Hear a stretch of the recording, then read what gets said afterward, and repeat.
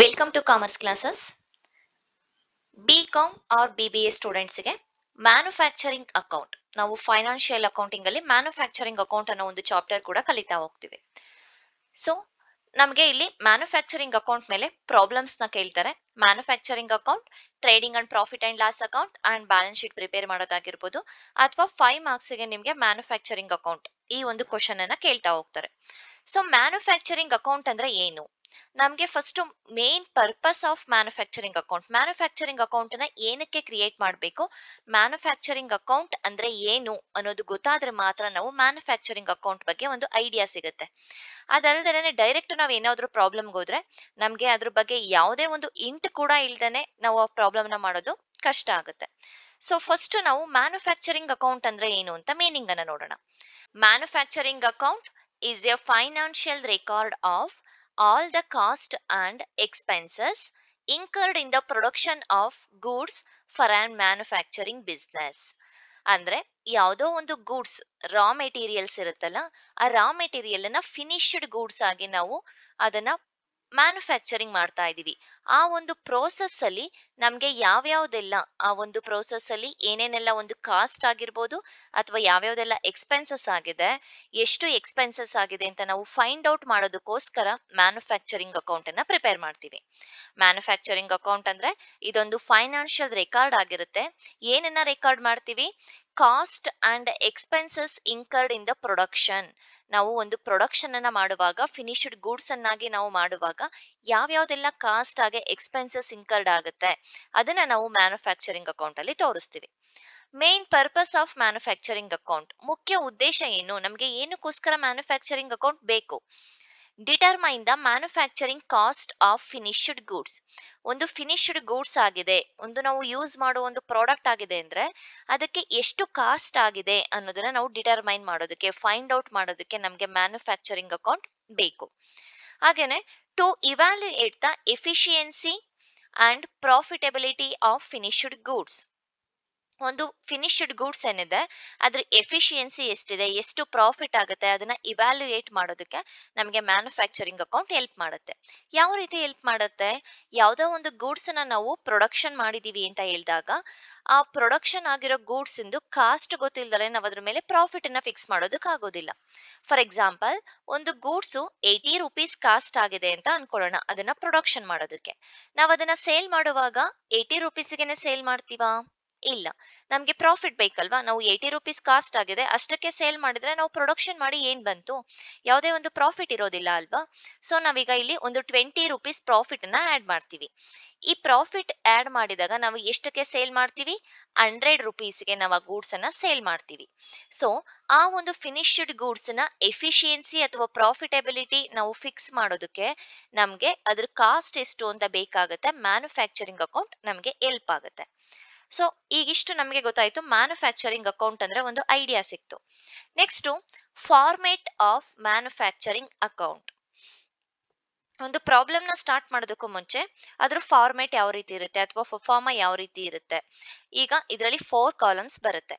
Particular amount, debit side and credit side. ಈ debit side ಅಲ್ಲಿ ಏನೇನೆಲ್ಲ ತಗೊಳ್ತೀವಿ, ಹಾಗೆ ಕ್ರೆಡಿಟ್ ಸೈಡ್ ಅಲ್ಲಿ ಏನೇನೆಲ್ಲ ತಗೊಳ್ತೀವಿ, ಹೌದಲ್ವಾ. ಫಸ್ಟ್ ಡೆಬಿಟ್ ಸೈಡ್ ಅಲ್ಲಿ ನಾವು to work in progress opening. ನಾವ್ ಯಾವಾಗ್ಲೂ ಕೂಡ ಮ್ಯಾನುಫ್ಯಾಕ್ಚರಿಂಗ್ ಅಕೌಂಟ್ ನ ಇಯರ್ ಎಂಡ್ ಅಲ್ಲಿ ಕ್ಲೋಸ್ ಮಾಡ್ತೀವಿ. ಇಯರ್ ಎಂಡ್ ಅಲ್ಲಿ ನಾವು ಪ್ರಿಪೇರ್ ಮಾಡ್ತೀವಿ. 31/3 ಒಂದು ಯಾವ ಇಯರ್ ಕೊಟ್ಟಿರ್ತಾರೆ ಆ ಇಯರ್, ಫಾರ್ ಎಕ್ಸಾಂಪಲ್ 2024 ಅಂತ ತಗೊಳ್ಳೋಣ.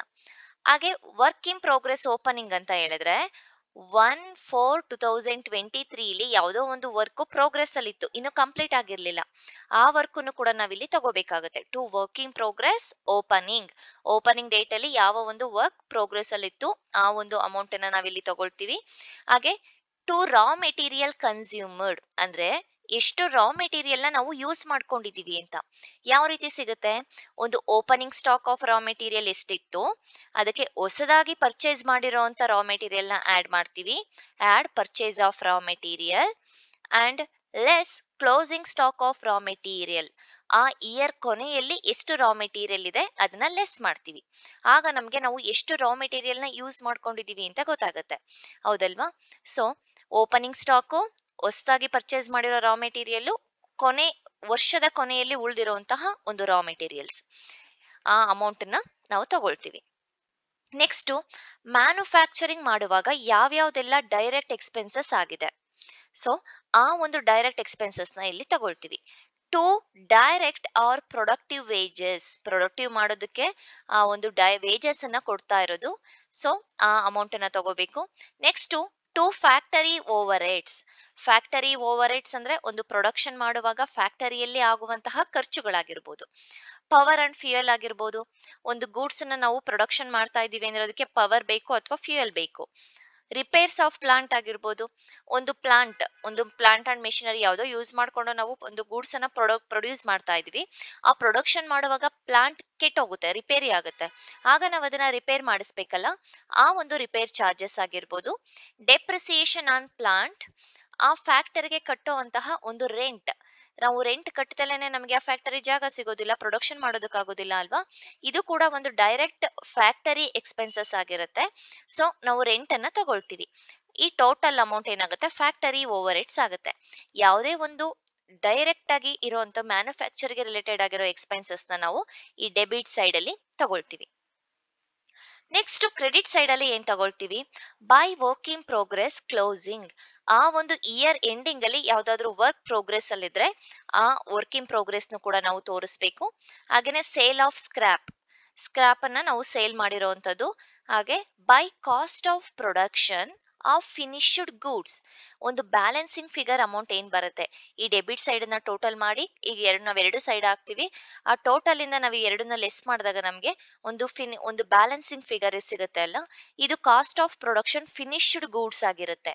ಈ ಫಿನಿಶ್ಡ್ ಗೂಡ್ಸ್ ಏನಿದೆ ಅಂದ್ರೆ ಈಗ ಒಂದು ಫಿನಿಶ್ಡ್ ಗೂಡ್ಸ್ ಆಗೋದಕ್ಕೆ ಎಷ್ಟು ಕಾಸ್ಟ್ ಆಗಿದೆ, ಎಷ್ಟು ಎಕ್ಸ್ಪೆನ್ಸಸ್ ಆಗಿದೆ ಅಂತ, ಆ ಅಮೌಂಟ್ ನ ನಾವು ಟ್ರೇಡಿಂಗ್ ಅಕೌಂಟ್ ಗೆ ಟ್ರಾನ್ಸ್ಫರ್ ಮಾಡ್ತೀವಿ.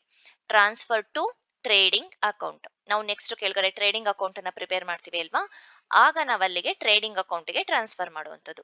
ಇದಿಷ್ಟು ಮ್ಯಾನುಫ್ಯಾಕ್ಚರಿಂಗ್ ಅಕೌಂಟ್ ಒಂದು ಫಾರ್ಮೆಟ್ ಆಗಿರುತ್ತೆ. ನಮ್ಗೆ ಡೆಬಿಟ್ ಸೈಡ್ ಒಂದು ಡೈರೆಕ್ಟ್ ಎಕ್ಸ್ಪೆನ್ಸಸ್ ಆಗಿರ್ಬೋದು, ಎಷ್ಟು ರಾ ಮೆಟೀರಿಯಲ್ ಯೂಸ್ ಮಾಡ್ಕೊಂಡಿದೀವಿ ಅನ್ನೋದಾಗಿರ್ಬೋದು, ವರ್ಕ್ ಇನ್ ಪ್ರೋಗ್ರೆಸ್ ಅನ್ನ ತೋರಿಸ್ತೀವಿ. ಕ್ರೆಡಿಟ್ ಸೈಡ್ ಅಲ್ಲಿ ಒಂದು ಕ್ಲೋಸಿಂಗ್ ಸ್ಟಾಕ್ ಆಗಿರ್ಬೋದು, ಒಂದು ಸೇಲ್ ಆಫ್ ಸ್ಕ್ರಾಪ್ ಆಗಿರ್ಬೋದು, ಹಾಗೆ ಫಿನಿಶ್ಡ್ ಗೂಡ್ಸ್ ಏನಿತ್ತು ಆ ಗೂಡ್ಸ್ ಅನ್ನ ನಾವು ಎಷ್ಟು ಅಮೌಂಟ್ ಇದೆ ಆ ಅಮೌಂಟ್ ನ ನಾವು ಟ್ರೇಡಿಂಗ್ ಅಕೌಂಟ್ ಗೆ ಟ್ರಾನ್ಸ್ಫರ್ ಮಾಡ್ತೀವಿ, ಅದನ್ನು ಕೂಡ ನಾವಿಲ್ಲಿ ತೋರಿಸ್ತೀವಿ. ಇದು ಫಾರ್ಮೆಟ್ ಆಫ್ ಮ್ಯಾನುಫ್ಯಾಕ್ಚರಿಂಗ್ ಅಕೌಂಟ್ ಆಗುತ್ತೆ. ನಾವು ಫೈನಲ್ ಅಕೌಂಟ್ಸ್ ನ ಪ್ರಿಪೇರ್ ಮಾಡುವಾಗ ನಾವು ಏನ್ ಮಾಡ್ತಾ ಇದ್ವಿ, trading account and profit and loss account, balance sheet ಅನ್ನ ಪ್ರಿಪೇರ್ ಮಾಡ್ತಾ ಇದ್ವಿ, ಹೌದಲ್ವಾ. ಇಲ್ಲೂ ಅಷ್ಟೇನೆ, ಆದ್ರೆ ಒಂದು ಎಕ್ಸ್ಟ್ರಾ ಥಿಂಗ್ ಏನಾಗುತ್ತೆ, ಮ್ಯಾನುಫ್ಯಾಕ್ಚರಿಂಗ್ ಅಕೌಂಟ್ ನ ನಾವಿಲ್ಲಿ ಪ್ರಿಪೇರ್ ಮಾಡ್ತೀವಿ. ಅದಾದ್ಮೇಲೆ trading account, profit and loss account, balance sheet same ಬರುತ್ತೆ. ಇಲ್ಲಿ ಮ್ಯಾನುಫ್ಯಾಕ್ಚರಿಂಗ್ ಅಕೌಂಟ್ ಒಂದು ಹೊಸದಾಗಿ ನಾವು ಪ್ರಿಪೇರ್ ಮಾಡುವಂತದ್ದು. ಈ ಮ್ಯಾನುಫ್ಯಾಕ್ಚರಿಂಗ್ ಅಕೌಂಟ್ ನಾವು ಫಾರ್ಮೆಟ್ ಏನು ಅಂತ ಗೊತ್ತಾಯ್ತು, ಅದ್ರ ಮೀನಿಂಗ್ ಗೊತ್ತಾಯ್ತು, ಹಾಗೇನೆ ನಮ್ಗೆ ಅದ್ರ ಪರ್ಪಸ್ ಏನಕ್ಕೆ ನಾವು ಮ್ಯಾನುಫ್ಯಾಕ್ಚರಿಂಗ್ ಅಕೌಂಟ್ ನ ಕ್ರಿಯೇಟ್ ಮಾಡ್ತೀವಿ ಅಂತ ಗೊತ್ತಾಯ್ತು. ನೆಕ್ಸ್ಟ್ ವಿಡಿಯೋದಲ್ಲಿ ನಾವು ಕ್ವಶನ್ ಪೇಪರ್ಸ್ ಪ್ರಾಬ್ಲಮ್ ಏನೇನಿದೆ ಮ್ಯಾನುಫ್ಯಾಕ್ಚರಿಂಗ್ ಅಕೌಂಟ್ ರಿಲೇಟೆಡ್ ಆಗಿ ಅದನ್ನ ಡಿಸ್ಕಸ್ ಮಾಡ್ತಾ ಹೋಗೋಣ. Thank you.